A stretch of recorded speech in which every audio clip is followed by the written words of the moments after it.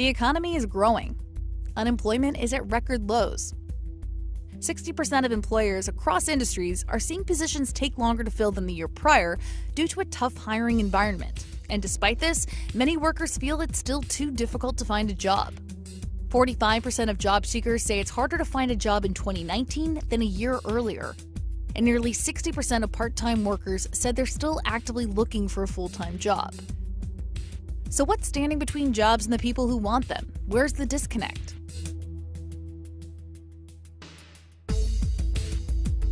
Apply online, check our website. Are you on Indeed, LinkedIn, Glassdoor? We've all heard the saying, it's a numbers game. Apply everywhere and see what sticks. Like with most things, the internet has been working on solutions to modernize the hiring industry. With all of the money in the hiring space, why do some people feel like it's harder than ever to find a job? If the industry is rapidly changing, why do so many people still feel left out?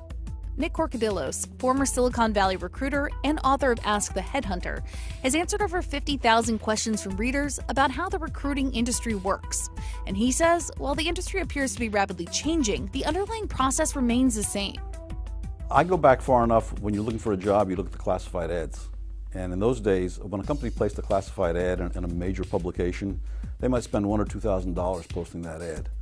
So when someone responded to it, they actually had to write a piece of paper, a resume, a cover letter, put a stamp on it. It cost money and it took time. Consequently, companies got relatively few applicants, and they tended to be pretty good applicants because nobody wanted to waste their time or money or effort, doing this whole process. What it's devolved into is a database problem.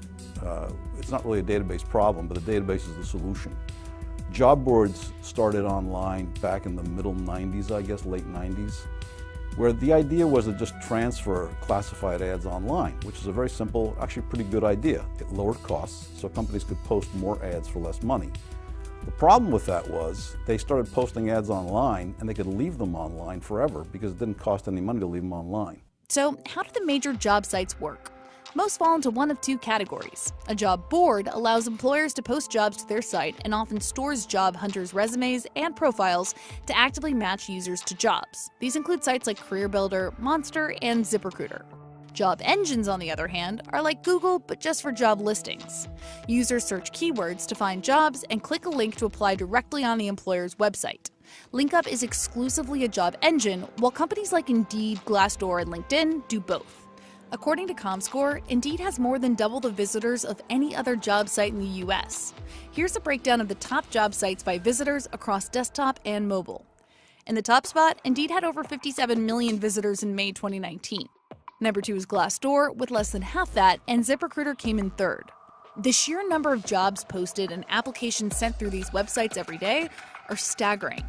Every month, 120 million resumes are uploaded to Indeed. Glassdoor, originally just a way to rate and review employers, now has 11 million job listings. LinkedIn is the world's largest professional network with more than 610 million users. Owned by Microsoft, the number of job postings exploded from 300,000 in 2014 to over 20 million in 2019. Members apply to around 25 million jobs every week, with a new hire made every 8 seconds. Millions of job listings, millions of candidates, hundreds of websites. This can lead to many job hunters applying for jobs and never hearing back.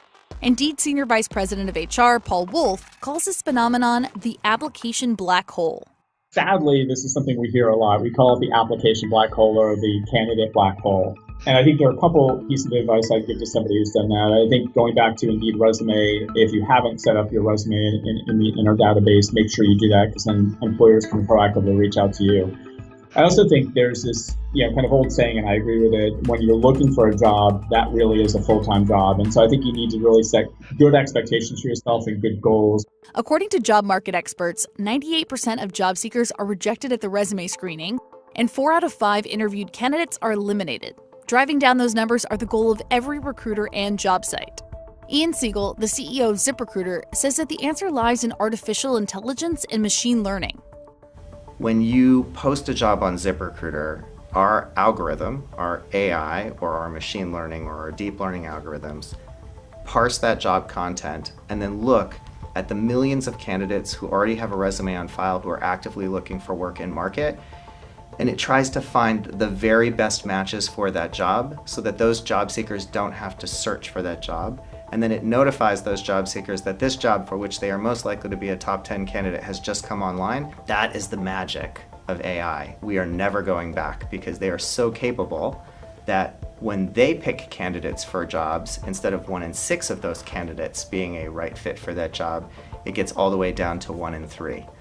This is a transformation in the way that the recruiting industry works. ZipRecruiter boasts over 7 million active job seekers each month and was the only major job site reached for this video willing to say how many people were hired using the platform. According to Siegel, 160,000 people were hired through the site in May 2019, which equals about 2% of all people who came to the site to look for jobs. Siegel says that's a number he's always looking to grow. Now on ZipRecruiter, employers are reviewing candidates as soon as they post a job. They see a candidate they like, they're inviting them to apply to the job, in effect recruiting them. This happened 600,000 times the first month we launched the solution, and it's only increasing in usage as time goes by. Job seekers love it. 100 out of 100 job seekers would rather get recruited than apply to jobs. The internet makes it easier for employers to reach a larger talent pool, but it also creates an environment ripe for out-of-date or misleading job openings, according to LinkUp CEO Toby Dayton. LinkUp is a job engine whose main focus is eliminating what Dayton describes as job board pollution. The site takes a hands-off approach to job seeker data and instead focuses on indexing current job postings pulled directly from company websites. We're primarily focused in the US, but we do index jobs globally. And so that gives us a really unique listing of job listings, job openings. Jobs are always current because, again, they're only coming from company websites who do a very good job of maintaining their corporate career portals. Dayton says LinkUp decided early on that it would not offer job seekers the opportunity to apply through their site, but instead act as a filter between job seekers and employers. A recent survey from the HR technology company Silk Road found that 45% of hires came from employee referrals, more than triple the number from online sites, a number that some online users may find discouraging. So what's the future of recruiting and job hunting? Is it man or machine? Dayton says he doesn't know the answer, but a battle will take place over the next 5 years as big companies try to find the solution. Ultimately, businesses are built on people, and people there's a role for technology to play in making that process efficient and screening and capturing some of those key attributes that people are looking for. And there's continuous progress towards getting more and more automation and technology into that process. But there's still a very large human element to hiring, and I don't see that ending anytime, quickly. So where does that leave you? The answer, like most things, is probably somewhere in the middle. So next time you find yourself looking for a job, don't be afraid to network and meet people in real life because you'll eventually have to interview with a human. But odds are, you'll need to get past a robot first.